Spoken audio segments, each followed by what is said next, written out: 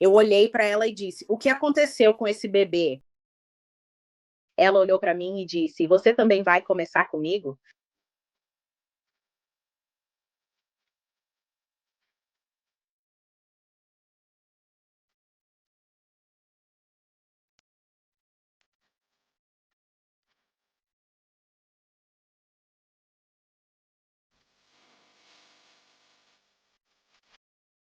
Bem-vindo à de volta. Sou Cassie e este é Um Mundo Cruel. A história que eu tenho para vocês hoje é sobre uma garotinha que tinha acabado de voltar para a casa da mãe, depois de passar alguns meses longe com a avó. E apenas alguns dias depois de voltar para casa, ela acabaria morta. Esta é a história de Macy Didi.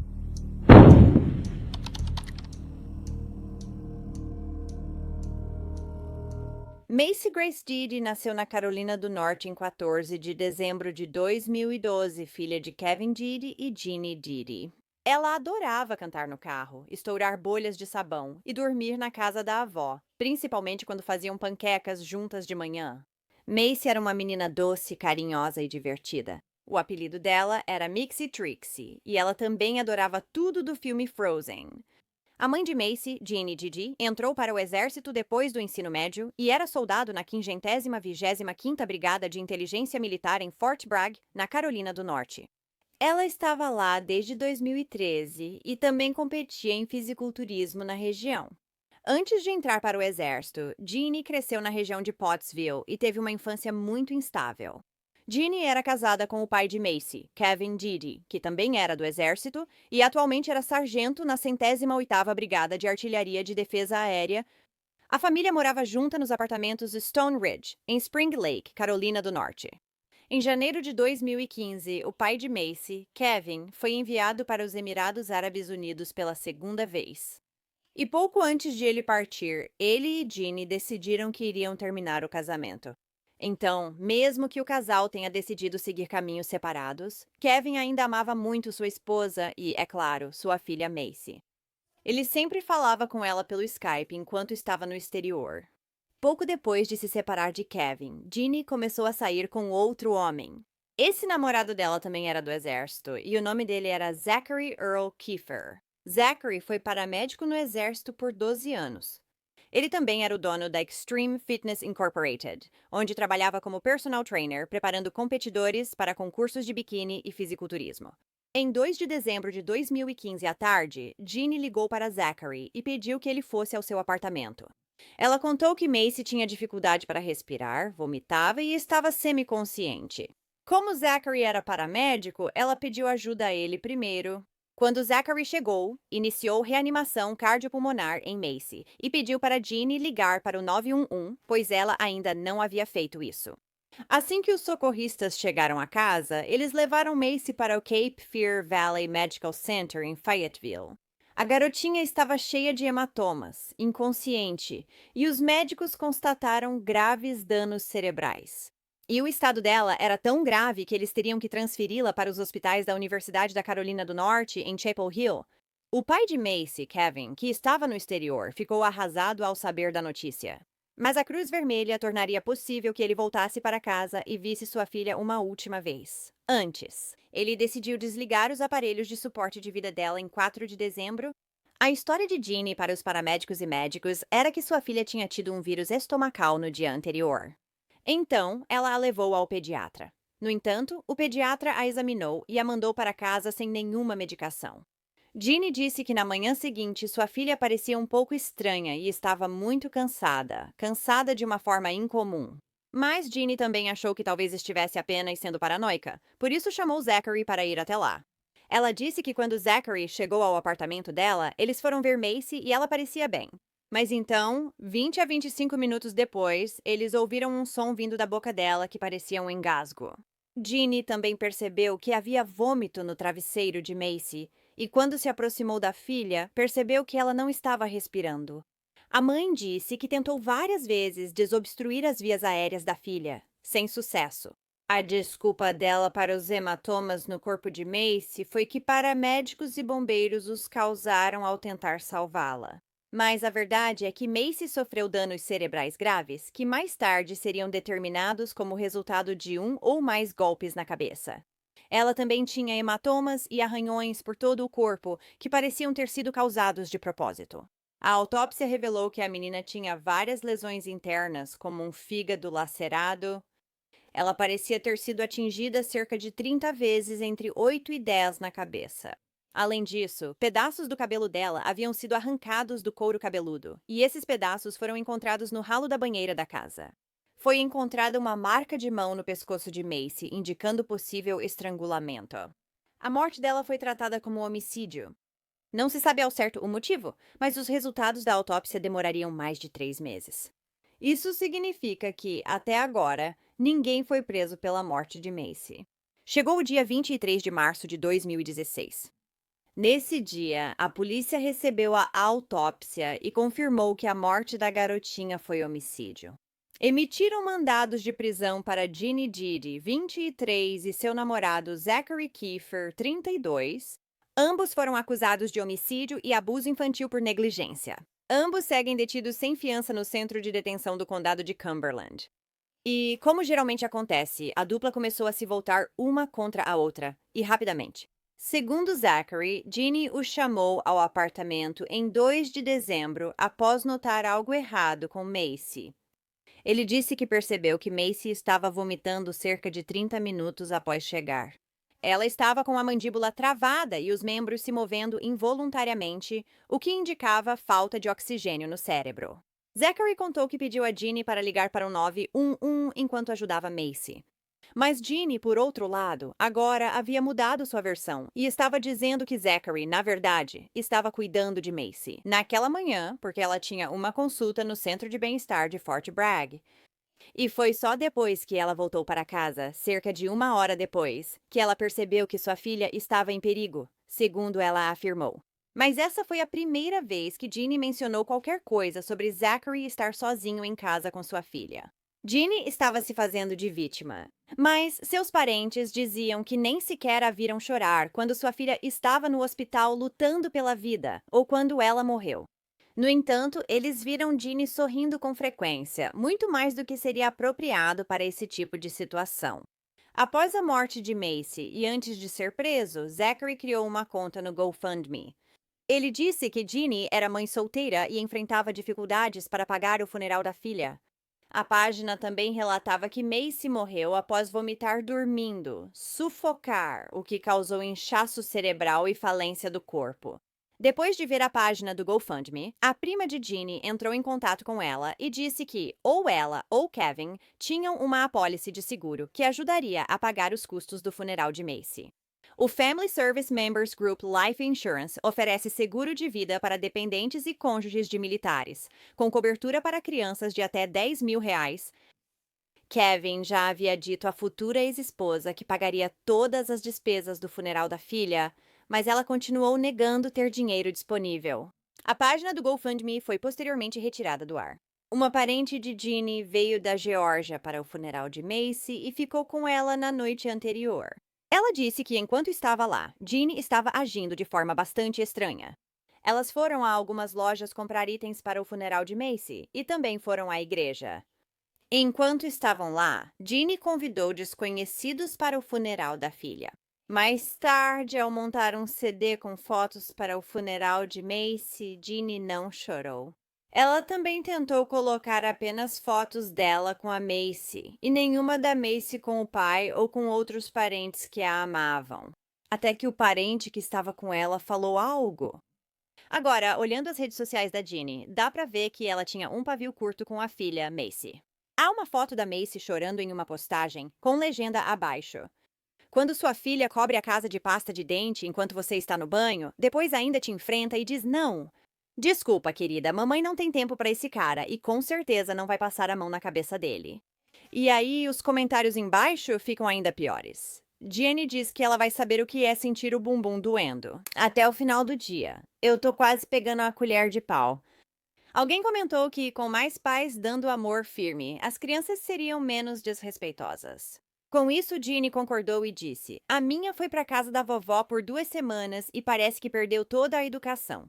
Macy havia acabado de voltar para casa com a mãe, Jeannie, 9 dias antes de ser levada ao hospital. Antes, ela ficou com a avó por cerca de 2 meses. Além disso, poucas semanas após a morte de Macy, algo parecia suspeito. Jeannie tentava vender seus itens no Facebook Marketplace. Ela estava tentando vender a roupa de cama congelada dela, os brinquedos, as decorações do quarto e mais. Por que você se livraria das coisas do seu filho? Seu filho que acabou de morrer, eu realmente não entendo. A menos que você tenha sido quem a matou e não sente nenhum remorso. Então, mesmo que Jeannie tenha feito todas essas coisas que a deixaram bastante suspeita, ela também tentou fazer algo que a fizesse parecer menos culpada. Em 4 de janeiro, um mês após a morte de Macy, Jeannie contatou o fotógrafo Sonny Joe. Ele edita fotos para que entes queridos falecidos apareçam como figuras fantasmagóricas.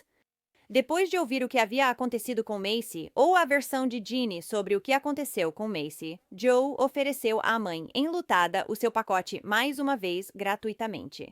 Jeannie se ofereceu para pagar a taxa de US$ 500 que ele cobrava, mas ele recusou. Afinal, ela era uma mãe de coração partido, ou ao menos parecia. Em uma foto, mostra até Jeannie lendo o livro favorito de Macy para ela, A Árvore Generosa. E em outra, Macy coloca sua pequena mão no ombro da mãe, sua mãe que a traiu. Jeannie contou para a fotógrafa que sua filha morreu engasgada com uma banana. Ela disse que Macy estava doente quando ela deu a banana, então ela vomitou de volta. Ela disse que isso fez Macy se engasgar, perder oxigênio no cérebro e por isso precisou de suporte de vida. Mais tarde, ao saber das acusações contra Jeannie, o fotógrafo Joe se enojou por ter participado disso. E ele foi assediado por meses nas redes sociais. Então, em novembro de 2019, de repente, todas as acusações contra o namorado de Jeannie, Zachary Kiefer, foram retiradas. Isso ocorreu porque, segundo evidências médicas, os ferimentos fatais de Macy aconteceram 12 horas antes de ela ser levada ao hospital. E isso teria sido horas antes das evidências indicarem que o namorado dela, Zachary, estava no apartamento. No entanto, em apenas 72 horas após dar essa opinião, o radiologista que chegou a essa conclusão retirou sua opinião. Depois de conversar com vários outros médicos, o radiologista agora acreditava que sua opinião tinha sido um erro. Mas isso só aconteceu depois que Zacarias já tinha sido absolvido de todas as acusações. Essas são as acusações ligadas a Macy, pois Zacarias tinha outras pendências. Zacarias tinha acusações pendentes no condado de Harnett, sob a acusação de que ele havia agredido sua futura ex-esposa pouco depois da morte de Macy. No entanto, ele negou que tenha encostado nela, e no início de 2020, Jeannie iria a julgamento. A versão da promotoria era que, na manhã de 2 de dezembro, Jeannie havia espancado fatalmente sua filha Macy. Eles achavam que isso ocorreu antes de Jeannie ir ao centro de bem-estar naquele dia. E eles acham que ela ou deixou a filha sozinha em casa, ou a levou junto e simplesmente a deixou no carro enquanto participava da consulta. De qualquer forma, depois que a mãe e a filha voltaram para o apartamento, é aí que eles acreditam que Zachary chegou e o 911 foi chamado logo em seguida. Acreditava-se que Jeannie ficou furiosa com sua filha de quase 3 anos porque ela ainda estava frequentemente com fraldas sujas. Ainda mais porque Macy tinha ficado doente recentemente com algum tipo de vírus estomacal. Jeannie provavelmente estava batendo em sua filha por dias antes dela morrer. Lembre-se, Macy tinha acabado de voltar da casa da avó, 9 dias antes de ligarem para o 911. Só isso. E nessa foto tirada por Jeannie, dias antes da filha morrer, dá para ver que Macy já tem hematomas em várias partes do corpo. No entanto, o advogado de Jeannie estava tentando convencer o júri de que Jeannie não tinha matado a filha e que o verdadeiro culpado, na verdade, era Zachary. Eles citaram o fato de que os ferimentos que a esposa de Zachary sofreu quando ele a atacou após a morte de Macy eram semelhantes aos ferimentos encontrados em Macy. A defesa afirmou que os registros de celular indicavam a localização aproximada dos aparelhos de Jeannie e Zachary. Isso indicava que Zachary esteve perto do apartamento de Jeannie na manhã antes da ligação para o 911. Os registros confirmaram que Jeannie saiu do apartamento em 2 de dezembro para o centro de bem-estar de Fort Bragg. Ela voltou para casa cerca de 1 hora depois. No entanto, os familiares de Macy e Ginny acreditavam que Ginny era culpada e ficaram furiosos por qualquer evidência estar sendo apresentada contra Zachary. Embora, é claro, também tenham sido apresentadas evidências contra Ginny. As evidências incluíam mensagens encontradas no celular de Ginny, enviadas para Zachary. Em mensagens de texto enviadas em 30 de novembro, Ginny reclama que sua filha Macy está doente há alguns dias, e ela também fala sobre bater em sua menininha. Em outras mensagens, Ginny reclama das fraldas sujas da filha, dizendo que a deixam enjoada e com dor de cabeça. A monstra então passou a se gabar de como a pequena Macy se escondia no armário de medo dela. Ela também contou a Zachary, nessas mensagens, que tinha agarrado Macy pelo cabelo e a jogado em uma banheira fria. As mensagens também revelaram que Ginny admitiu ter dopado Macy com melatonina. E no dia 1º de dezembro, ela fala sobre como fez sua filhinha ficar de castigo no canto por tanto tempo que ela desmaiou de exaustão. Ginny então a tirou do chão, onde ela caiu, e a colocou no sofá. Mas Macy não acordou mais depois disso. O tribunal também ouviu que, no dia anterior ao internamento de Macy no hospital, 1º de dezembro, Ginny a levou ao pediatra. Esse médico afirmou no julgamento de Ginny que não viu ferimentos visíveis em Macy na ocasião. Ele disse que, exceto pelos problemas gastrointestinais, ela parecia bem. Ela estava animada e falante, segundo ele.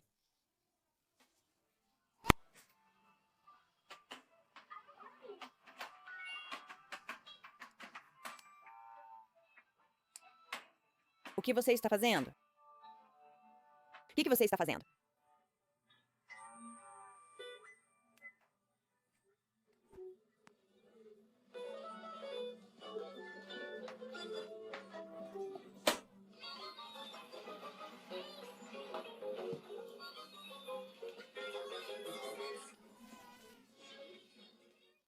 O júri ouviu que Ginny manteve muita calma tanto ao ligar para o 911 quanto na entrevista com os detetives. 2 enfermeiras também disseram que Ginny não mostrou emoção ao ver sua filha sendo levada ao hospital.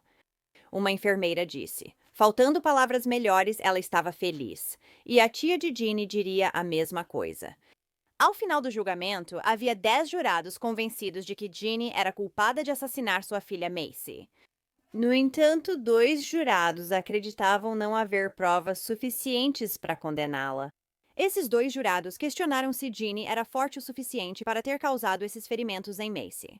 Eles também não tinham certeza sobre a linha do tempo em que Macy havia sido fatalmente ferida, devido ao fato de que os médicos também não tinham certeza sobre essa linha do tempo. Então, o julgamento de Ginny terminou com um júri indeciso. Ela foi enviada de volta para a prisão. Isso até novembro de 2020. Ginny recebeu algum tipo de acordo judicial de um juiz e ela seria liberada da cadeia do condado de Cumberland mediante uma fiança não garantida de $50 mil. Então, neste momento, o caso de Macy está parado no Tribunal de Apelações. Imagino que você esteja com raiva, que isso pareça um soco no estômago. É sim, estamos indignadas. Dizer que estamos devastadas nem é uma palavra grande o suficiente. Michelle Smith é tia-avó de Macy. Tina Goodwin é a avó da criança. Vamos lutar até o nosso último suspiro, até que essa bebê tenha a justiça que ela merece. Ginny Didi era uma soldado em Fort Bragg. Ela também competia no fisiculturismo. Quando ela levou a filha ao hospital, afirmou que a menina tinha engasgado com uma banana. Mas as suspeitas surgiram imediatamente porque a criança estava coberta de hematomas. Olhei para ela e perguntei: o que houve com esse bebê? Ela me olhou e perguntou: vai começar comigo também? Veja este vídeo que Didi postou no Facebook. O que você acha que está fazendo na minha mesa de cabeceira? Macy Grace? Acho que você quer ficar de castigo. Agradecendo. Após 2 dias no hospital, Macy foi retirada do suporte de vida. E apenas um mês depois, Ginny contratou o fotógrafo Sonny Joe para tirar aquelas fotos marcantes. Ela usou meu trabalho para parecer inocente. Ela achou que isso fazia parecer que ela era uma mãe de luto, que era uma boa mãe, que Macy era tudo para ela. E enquanto Ginny estava em liberdade sob fiança, ela deu à luz outra criança, na verdade, outra filha. E mesmo que o Serviço de Proteção à Criança tenha se envolvido no início, eles já encerraram o caso ou recuaram bastante. Segundo a família, o funeral de Macy ocorreu em 19 de dezembro de 2015, na Capela Memorial John Fitzgerald Kennedy, em Fort Bragg. Dias depois, ela foi enterrada no Cemitério Estadual de Veteranos de Sand Hills, também em Fort Bragg. A família de Macy ainda está buscando justiça em seu caso. E eles têm certeza de que Jeannie estava abusando de sua filhinha e que foi ela quem, no final, a matou. Obrigada por ouvir a história da Macy hoje. Para mim, parece que pode haver evidências indicando tanto Jeannie quanto Zachary no assassinato da Macy. Se aquele médico não tivesse cometido o erro na linha do tempo de quando os ferimentos da Macy ocorreram, Zachary teria permanecido na prisão e depois teria ido a julgamento. Mas até agora ninguém foi punido e parece que Jeannie está por aí vivendo a melhor vida dela. Infelizmente, eu espero que isso mude muito em breve e que a outra família da Macy tenha o desfecho que merece no final. Então, se você gosta de True Crime e quer ouvir isso por mim, não se esqueça de clicar no botão de inscrever-se aqui embaixo e ativar as notificações também. Assim, você será notificado quando eu postar um novo vídeo cerca de 2 vezes por semana. Obrigada por assistir ao Mundo Cruel hoje. Até a próxima. Cuidem-se, gente. Tchau.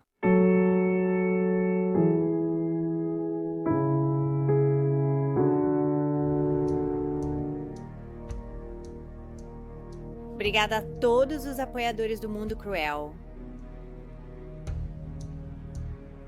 Agora tem ainda mais de Mundo Cruel no Patreon.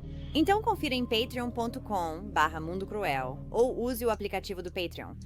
Tenha acesso mensal a vídeos exclusivos e outros benefícios. Qualquer apoio realmente ajuda a garantir que as vítimas nunca sejam esquecidas e a destacar as falhas da sociedade associadas a cada caso.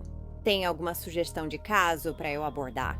Se tiver, envie um e-mail para awickedworldtruecrime@gmail.com.